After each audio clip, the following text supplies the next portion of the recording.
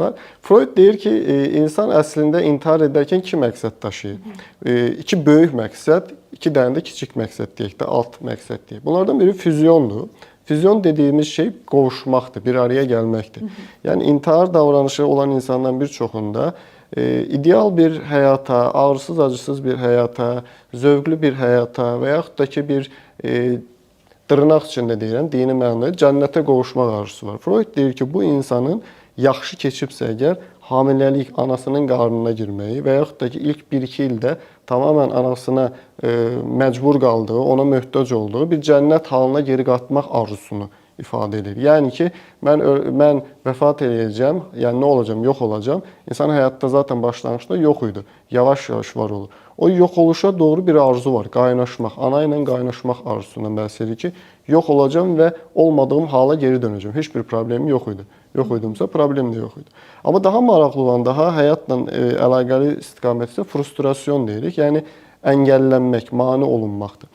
Əgər bir insan istədiyi reallaşmırsa, avtomatik olaraq uşaqları düşünə bilərsiniz burada yenə, balaca uşaqları. Nifrət yaranır, agresiya yaranır. Çox sevsə də atasına bir şey eləyir, çox sevsə də anasına bir şey eləyir. Amma fərqindədir ki, onu sevən, ona dəyər verən, ona hörmət eləyən də o insanlardır. Burada artıq ambivalans dediyimiz iki dəyərli duyğu yaranır. Həm sevir, həm nifrət edir. Həm ondan nəsə almaq istəyir, həm də onu yox eləmək istəyir.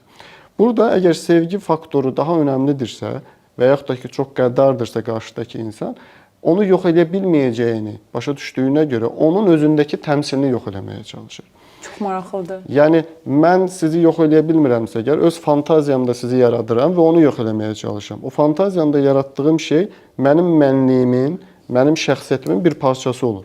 Əslində, intihar edərək o parçanı yox etməyə çalışır. Realına, agresiyanı yönləndirə bilmədiyinə görə onun xəyalını yox eləməyə çalışır. Amma bu zaman unudur ki, özü də yox olur. Çünki o mənliklə bitişik bir parçadır. Bunu çox bəsitləşdirib desək, deyək ki, mənliyin 10 dənə parçası var, 10 fərqli parçadan ibarət bir puzzle kimi düşünün. Mənliyin bir parçası o birini təmsil edir, nifrət elədiyi insanı təmsil edir. Bu halda digər 9 parça o biri yox eləmək istəyir, amma fərqində deyil ki, özünü də yox edir. Dolayısıyla burada bu yox etmək teoriyası, nifrətin özünə yönəlməsi teoriyası, məsələn, melanxolidə belədir, amma ölümlə deyil, acı çəkdirərəkdir. Melanxolik insanlar acıdan zövq alır. Yəni, özünə zərər verir. Drama queen deyirik də biz insanlara. Özünü pis vəziyyətlərə salır, narahat edici vəziyyətlərə salır, bu təkrarlayır. Arxa planda görürük ki, zövq var bu işin içində. Yəni, sanki arzuladığı şey odur.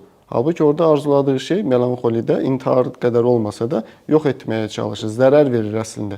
Əslində orada məqsədinə çatır, yəni. Zərər vermək istədiyin öz ruhundakı kölgəsi, biraz əvvəl dediyim nümunədir. İkinci məqsəd isə intihar edən insanlarda qarşı tərəfə də acı çəkdirmək istəyir. Bir nifrət elədiyidir, eyni zamanda sevdiyi daxı. O sevildiyinə ümid eləmək istəyir ki, intihar eləyərək yox oluşunla qarşı tərəfə əziyyət çəkdirsin. Ona suçluluq hiss elətdirsin, günahkarlıq hiss elətdirsin. Amma yenə unudur ki, özü olmayacaq.